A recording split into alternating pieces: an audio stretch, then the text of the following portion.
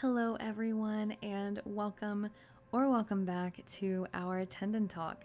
So, if we have not met yet, I am Dr. McKenzy, and this is a space where we explore our mind, body, and gut connection. And it's meant to be very educational, and it might be a bit fast-paced. So, I do encourage you to pause when necessary, to get a pen and paper or something that you can digitally take notes on. And if you do have any questions, type those in the comments below, or feel free to hop on over to our Discord, which is a free community for us to answer your questions and to just get together and support each other on our holistic journeys.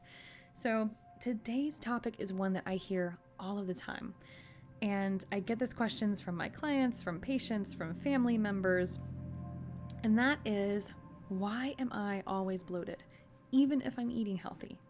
So if that is you, you are in the right place today. So go ahead and get comfy, get some note-taking supplies, and let's get into it.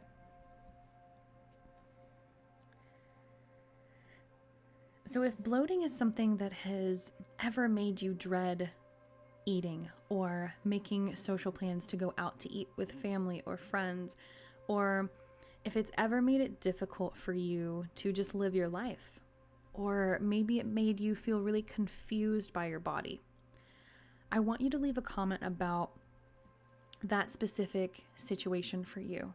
How did it make you feel? What exactly were you feeling physically? And how did you handle it? Or did you not know how to handle it? Because that's what we're going to talk about today. We're going to talk about why bloating isn't just about what you eat. So a lot of people tend to think bloating is directly tied to a food allergy or a food sensitivity or how much you eat. And while that can definitely be the case, it's not always the case for everyone, right? All of our bodies are different, our lives are different, our environments, our situations can differ, right? And bloating isn't always a food problem. Oftentimes it can really mean that your system is overwhelmed. So, this overwhelm can come from a lot of different directions too. It's just stress from different areas in your life. So it's not always about what you eat specifically, but maybe it's about how you eat and when you eat or where you eat, like environment-wise, because all of those things can influence your digestive tract. And it can change the way that your body is actually able to digest the foods that you're eating. So one way to essentially cause bloating without it being specifically a food trigger is when we're eating too fast or we're eating while we're multitasking. So if we are trying to eat really quickly on a break between work shifts, or if we're eating while we're driving, or we're eating while we're walking, or while we're on the phone, or while we're having a really heated discussion with someone, or if we're eating while we're still working actively, we're essentially skipping that preparatory phase of digestion. And that phase actually begins before food ever even enters our mouths, right? So when we look at food, when we see it, when we smell it, before it even goes into our mouth, our body sees that, smells that, maybe it even hears it sizzling in the pan cooking, and our brain says, hey, we're about to eat this big juicy meal. Let's get ready for that. So our body starts to get hard at work on activating these digestive enzymes, which help to release stomach acid and lipases and amylases and all of these little things that help to break down our carbs, our fats, and proteins to pull nutrients out of it. So when we're doing things like eating while we're working or while we're driving or walking or having really heated discussions, can essentially suppress the nervous system from being aware of the food prep phase or of the food that you're about to eat. And that in turn can suppress those digestive enzyme releases, right? And even reduce stomach acid production, which breaks down your food. Like, you can think of this as you're throwing logs onto a fireplace before it's lit, right? That's what eating really fast does to your gut. It's not going to really do anything. Yeah, you're putting the logs on the fire, but it's not going to keep you warm if the logs aren't on fire. And it's the same thing with your food. If you don't have the right enzymes to break it down, your food's just going to move through your gut and it's not really going to break down. You're not going to get the nutrients that you need from it, right?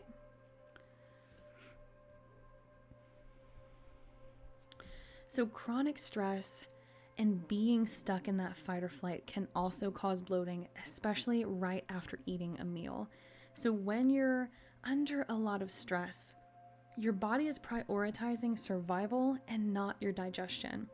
And that, again, it shuts down those digestive enzymes and juices, but it also takes your blood flow away from your digestive tract and sends it outwards to your muscles so that your body can, run or fight or freeze or fawn or however it wants to respond to the stress, rather than focusing on blood flow to the digestive organs to digest your food, which means it's going to slow things down, right?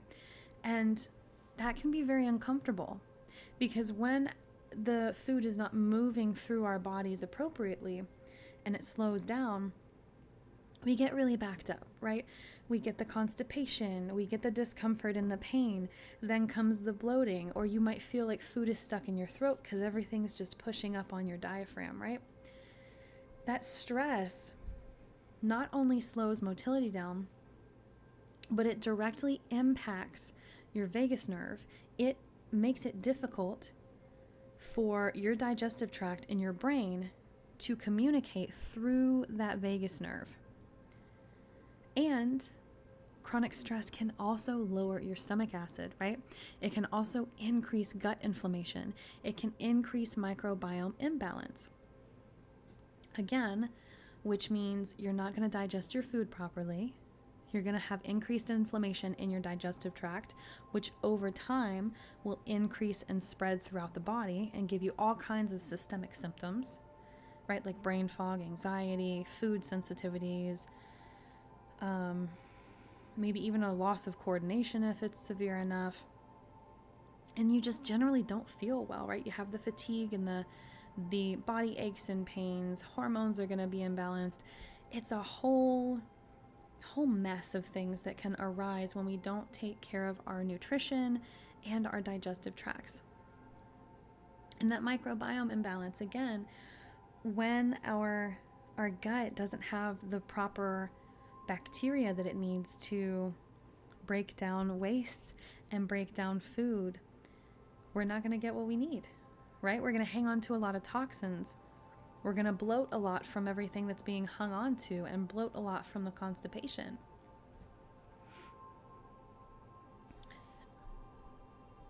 So when we're stressed, I know we talk a lot on this channel about cortisol and about cortisol spikes specifically. So when we're stressed, our nervous system's stress response basically tells our body to release a good amount of cortisol.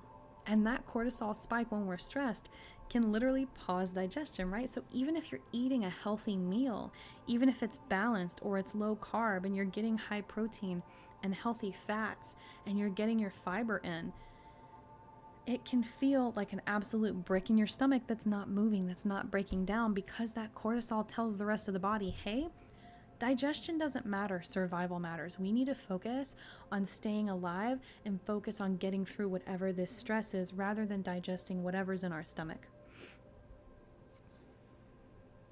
Now, another one that does not include food that can cause bloating is poor chewing habits, right? And we talked about this last week as well. Your digestion, I don't really want to say it starts in the mouth because it doesn't. It starts before food enters your mouth. But when we talk about the actual physical breakdown of your food, that does start in the mouth. So chewing actually mechanically breaks down the food, right? And it mixes it with enzymes that are in your saliva to start that digestive process, to start breaking down things, specifically carbohydrates. So when we don't chew enough, larger food particles are going to go into the stomach, which means more work for our digestive system, which means more gas is produced from the fermentation because it sits there. It takes a lot longer to break down. So trying to chew each bite 20 to 30 times, I know that's a lot. I know people hate it. I hate it. My patients hate it. My clients hate it. But it's the truth. If you want to really help your digestive system, because it's suffering right now, it needs that extra support. And this is something that's free, that's simple. It's just a little more time consuming, right? So it might feel awkward at first, but your body's going to thank you so much when you start chewing your food more properly. So we have talked a little bit about low stomach acid, right? And how stress can lower stomach acid, and how that low stomach acid can make it difficult for food to get broken down, and then it sits for too long, and then it ferments and creates a lot of gas and bloating. And a lot of people tend to think they have too much stomach acid, right? A lot of people are put on omeprazole or some other PPIs, or they take over-the-counter stuff like Tums to help with bloating, to help with heartburn. But a lot of the times, bloating and heartburn and belching are often signs of too little stomach acid. So low stomach acid means food is going to sit longer, right? It's going to cause more discomfort. And those acid blockers, like the PPIs, and even chronic stress, like the cortisol spikes, both can suppress acid production, which means it's going to be even harder, right? All of this adds on top of itself, right? It summates, it compiles and compounds. So when you have different types of stress on your system, we need to focus on pulling off just a little at a time, right? So some signs that you have low stomach acid, whether it's medications or age or stress, you might feel really full after small meals. You might be burping after meals frequently, right? A lot. Undigested food in your stool. Bloating that starts immediately after eating. If you're eating 1 or 2 bites and you're instantly bloating, look into your stomach acid, right? See if it's low. Get it tested. There's ways to, test it in office, but there's also ways to test it out of office at home. And it's important to remember that your digestive process isn't just mechanical, right? It is involving hormones. It's involving your nervous system. It's involving emotions that can influence those things. So if your body isn't feeling safe, it's not going to digest food appropriately. So it's not always, it's not always just food sensitivities. It can definitely be related to our nervous system, to our environment, to how our brain and body are perceiving everything around us as well.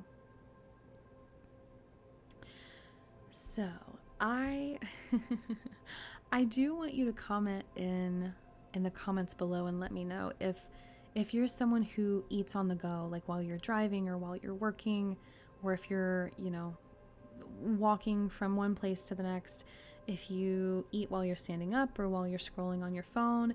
And I want you to just be honest for a few minutes with yourself and with us, and just let us know in the comments if you do any of those things, so that we can kind of have that moment of self-reflection, right?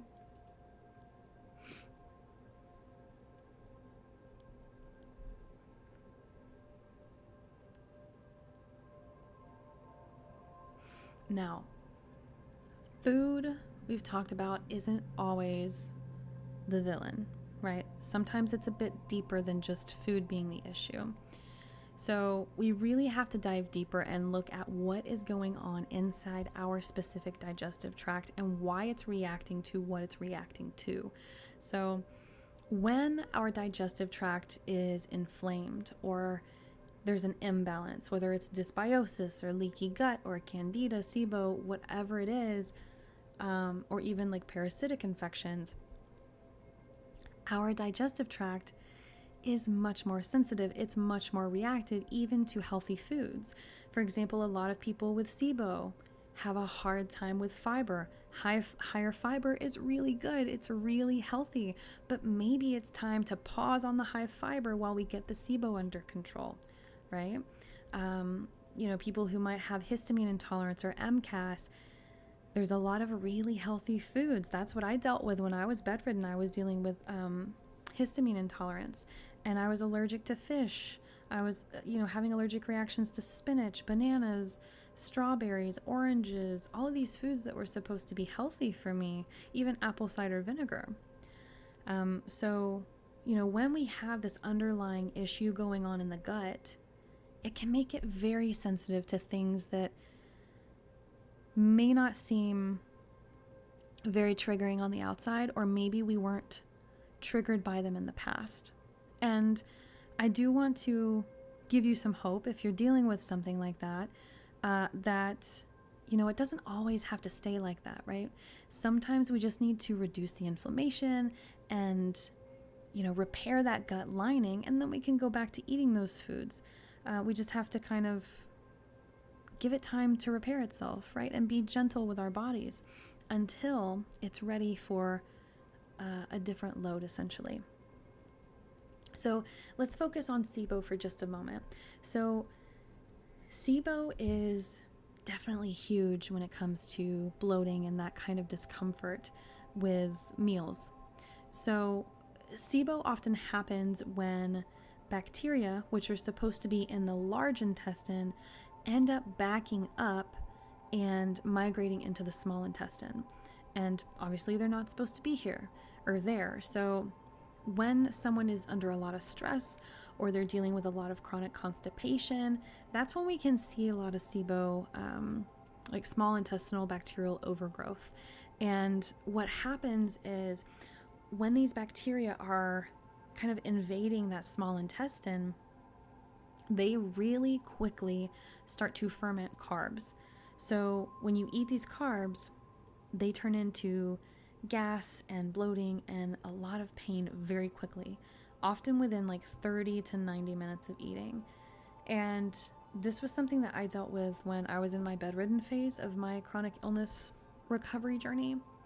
And I mean, I couldn't eat really. Like I was having to eat an AIP diet, and I mean, I had to eat like every 30 to 60 minutes, just small bites of food because I couldn't handle much food. So, and now I eat 3 meals a day with 2 snacks, and my body is a lot happier, right? And I want to encourage you guys that if you are dealing with SIBO, there's definitely help available, and there's definitely progress that can be made. So if that bloating compounds and continues to build throughout the day, that's definitely like a hallmark sign of SIBO, because your stomach's not getting enough of a break to calm down all of that bloating until nighttime, right? When we're not eating.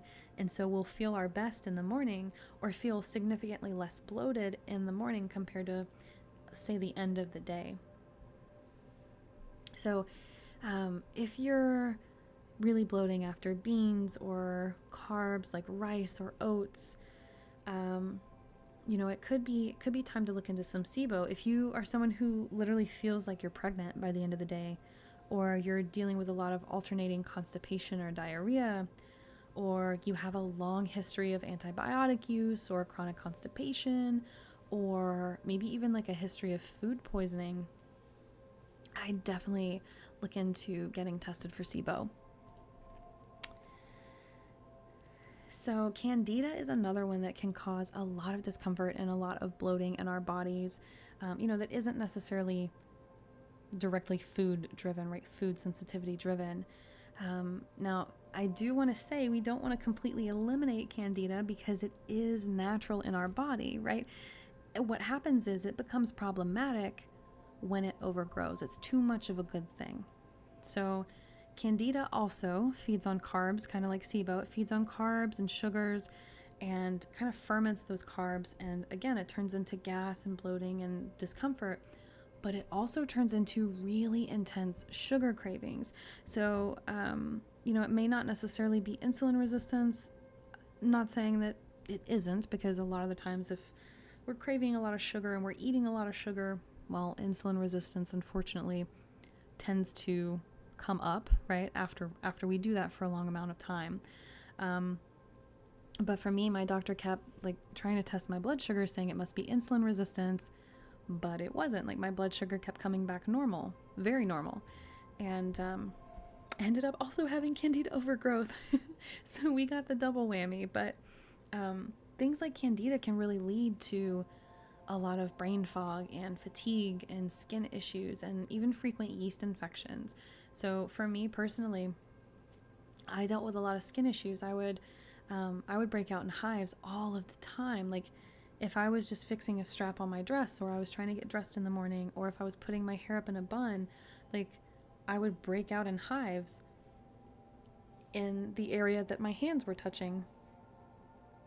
That's how sensitive my system was at the time. It was so inflamed. So, some signs of Candida overgrowth is if you're feeling worse after you eat sugar or after you drink alcohol. If you feel really hot or you feel really bloated, it could be Candida. If you're craving a lot of carbs under stress, also could be Candida. Definitely could be other things like adrenal fatigue or something, HPA axis dysfunction, however you want to refer to it. But if you start to feel really spacey or irritable and moody or really fatigued after you eat, check into getting tested for Candida. There are a lot of stool samples that you can, or stool tests that you can do via stool sample at home. We do in our practice, and they can be very beneficial and very comfortable for the patient as well. And another one is going to be parasites and pathogens. So these can definitely cause bloating and discomfort. Unfortunately, parasites and pathogens often come from food that is contaminated or undercooked, or even, contaminated water sources as well. So, which unfortunately does happen. But with parasites and pathogens, it's usually not as consistent. You're not going to get bloating after every meal. You're not going to get bloating every single day. It's a little bit harder to pinpoint because you're not having, those expectations. You're not seeing the patterns as much. You're just like, man, I'm just really bloated today. Man, I just feel like crap. Man, I just feel very fatigued. So it can cause really inconsistent symptoms. But those symptoms can include, bloating, fatigue, an urgency to go to the bathroom, brain fog and memory issues, even skin rashes. And they're not always caught on standard stool tests. So if you are wanting to get tested for parasites and pathogens, I definitely recommend going to a functional medicine practitioner who can, access the more specific stool testing and stool analysis. So if you've recently gone on a trip out of the country, or you recently had a bout of illness, maybe after, food poisoning or something, and you just never felt right after all of this, that's definitely time to look into parasites or pathogens.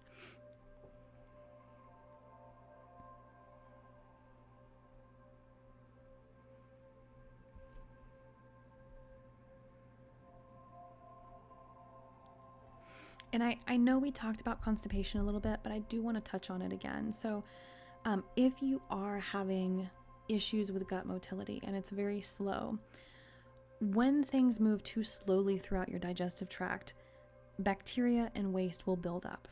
When it builds up, it ferments. When it ferments, it causes discomfort and bloating. And oftentimes it is connected to vagus nerve dysfunction. It can be linked to, low thyroid, mold toxicity, even post-infectious IBS. So if you're curious about it being more of a motility issue, this is going to be, you're skipping days without a bowel movement. Naturally, if your gut is in the healthiest possible state, you are going to go to the bathroom every time you eat. However many times you eat a day, that's how many times you should go to the bathroom. That's how many bowel movements you should have.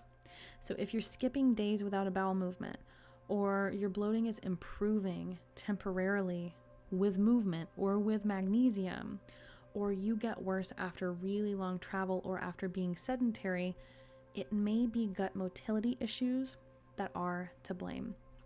And all of these are going to have different protocols for, taking care of the root cause, taking care of the issue.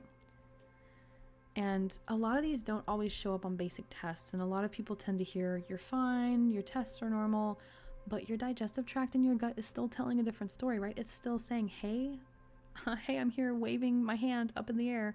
Something's wrong.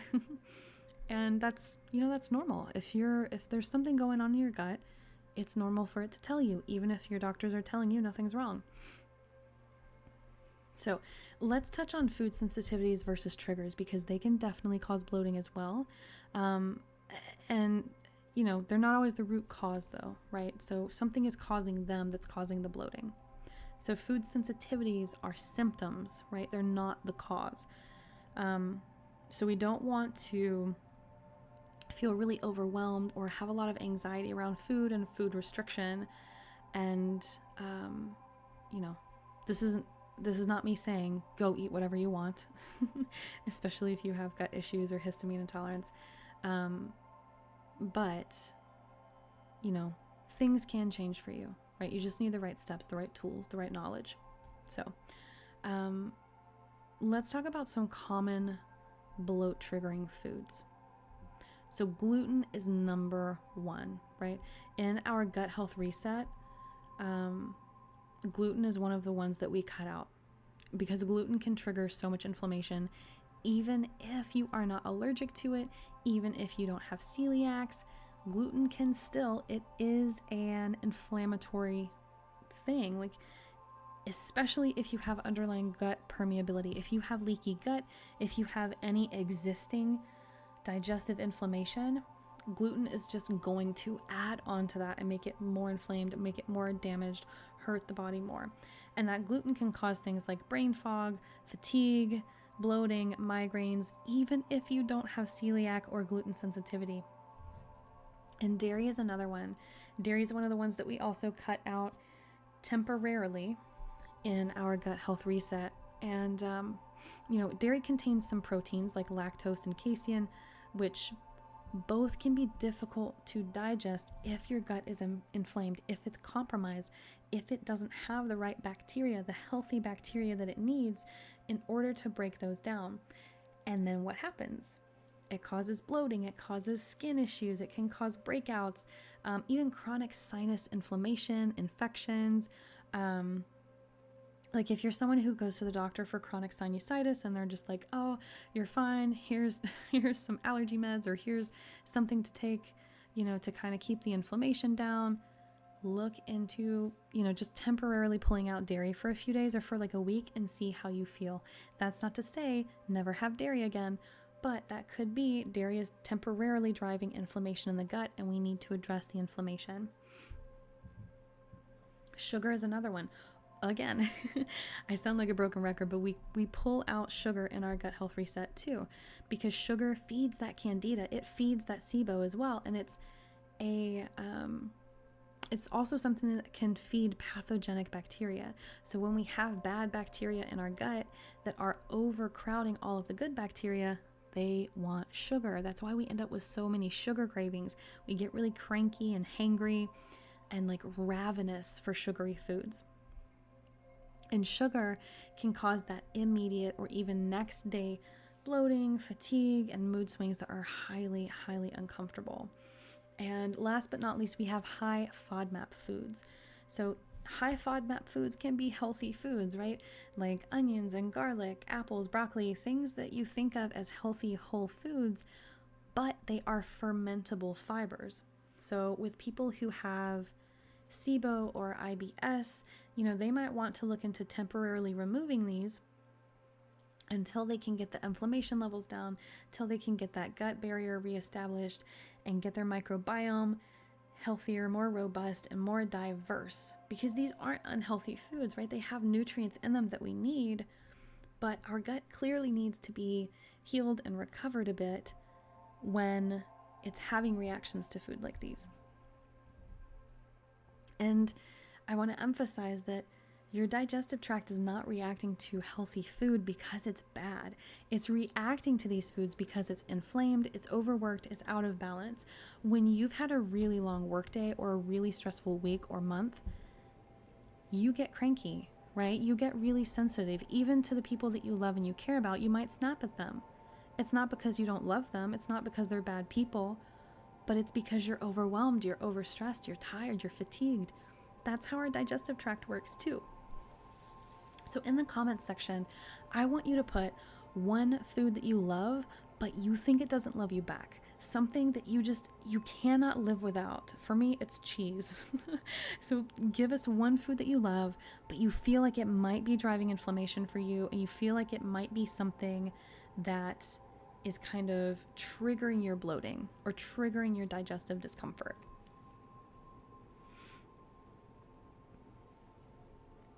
So for all of these different causes of bloating that we've talked about, the protocols are obviously going to be different because they're different root causes, right?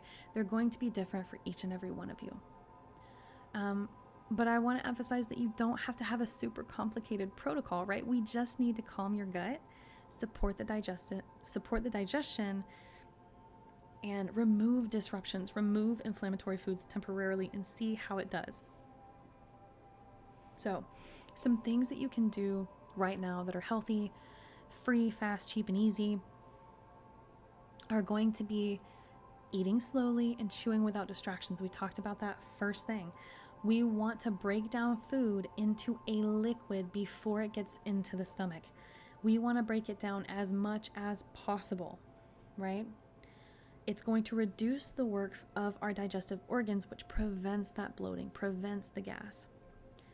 So one thing that you can do before you eat, we talked about, stress and cortisol, lowering the stomach acid, making it difficult for your gut to digest.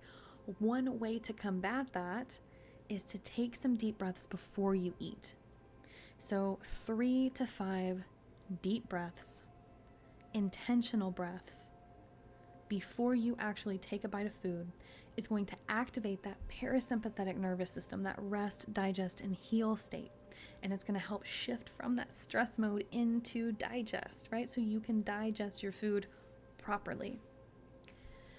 Again, we've already talked about avoiding screens, avoiding multitasking. We don't want to overstimulate our nervous system because it's not going to focus on the food, it's going to focus on everything else. So that mindful eating, again, is going to reduce your bloating and increase your satiety and even nutrient absorption. So another thing that you can do to help reduce bloating is going for a short walk after your meals. Now, this doesn't have to be a 30-minute walk, an hour walk, 5 to 10 minutes. That's all you need, right? That is going to help if you have insulin resistance. It's going to make you, more sensitive to all of that. It's also going to stimulate gut motility. So when we stimulate gut motility, things are moving, things are working again. It's not having a lot of time to ferment and build up because it's not stagnant. So it's going to overall help you with that bloating and discomfort. You can also try some herbal teas. My favorite is ginger. I do lemon and ginger and honey. If I'm feeling particularly bloated that day, I'll start having some lemon, ginger, and honey tea after some meals because it will help with the bloating because it stimulates motility and even helps with nausea. So for me, I get a lot of nausea when I am dealing with a flare-up if it happens, or if I'm dealing with any kind of bloating or constipation, anything like that. Fennel is another one that helps to reduce gas and soothe spasms in the digestive tract. And chamomile also, not only does it calm your gut, it also calms the nervous system. So we're shifting back into that parasympathetic rest, digest, and heal that we talked about. You can also try like a warm Epsom salt bath or a heating pad on your abdomen to help increase the blood flow. We talked about how when you're in a stressed state, all of the blood flow goes away from your digestive tract and into a lot of large muscle groups and your heart so that you can fight or sorry, so that you can fight or run or, whatever your body wants to do in response to a stressor. But that warmth and that heat is going to increase blood flow back to your digestive tract, which releases tension and helps to relieve that cramping or any bloating that's going on. And obviously, there's some general supplements that you can try that might help. Always check with your provider before you do. But digestive enzymes are going to help break down protein, fats, and carbs. Now, there's two main types. You might find it with HCl or without. That's going to be with stomach acid or without stomach acid, basically. So if you are not sure if you have low stomach acid, I would try the digestive enzymes without the acid first. Otherwise, you're going to waste a whole bottle of supplements and then, you're out that money. I get it. I was there. But the digestive enzymes should help to reduce bloating and fatigue after meals if you are struggling with enzymes, right? Like if your body's not producing them, or if you're not, breaking down food properly, if that's the root cause. Again, you can get these with stomach acid, or you can get HCl, like betaine HCl on its own, and that's going to help to build up the acid in the stomach. But again, you really want to check with your provider, make sure that you don't already have reflux, you're not dealing with a lot of ulcers or anything like that, in which the HCl can make it worse. So probiotics are super important, but it may not be appropriate if you're dealing with SIBO, or there are specific strains you might want to avoid if it is SIBO that's bothering you.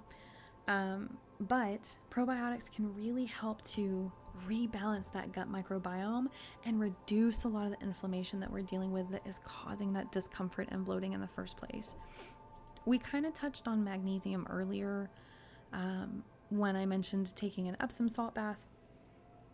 But again, magnesium is incredible. You can, at least for me, glycinate or citrate, it really depends on the situation, but magnesium can support, regularity and motility and relax the smooth muscle that's in your digestive tract. So it helps with that constipation, it helps with the bloating, and can even benefit your nervous system and relax it. Now, antimicrobials are, again, some other things that you can try. I would not try these unless you are working with a provider very closely. But things like oregano oil, berberine, garlic extract, those things can be used to reduce overgrowths like Candida, parasites and pathogens, even SIBO. But you really want to use them under a practitioner because they can cause some really severe reactions, and it can be very uncomfortable if you're taking one that you don't really need.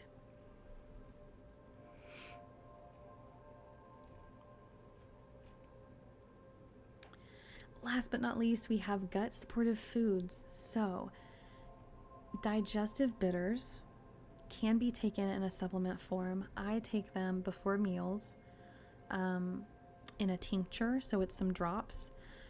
But bitter greens like arugula, dandelion, things like that can be eaten before your meal, like maybe 15 minutes or so before your meal, to stimulate some of those digestive enzymes like bile and stomach acid and support natural detox pathways. So your body is going to have a better chance at breaking down the foods that you're eating because it's got that stimulation, especially for fats and proteins.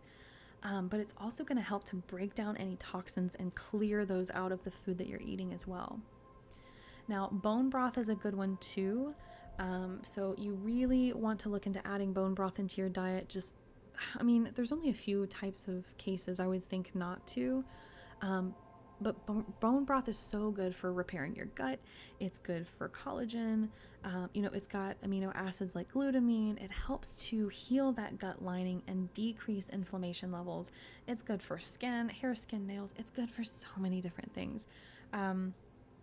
Really, the only thing I can think of that immediately comes to mind is I would avoid it if you have a lot of allergic reactions or you have MCAS or histamine sensitivity, because bone broth is cooked at such a low temperature for so long. It's typically, it's not typically, it is higher in histamines, and so you might get a negative reaction to that.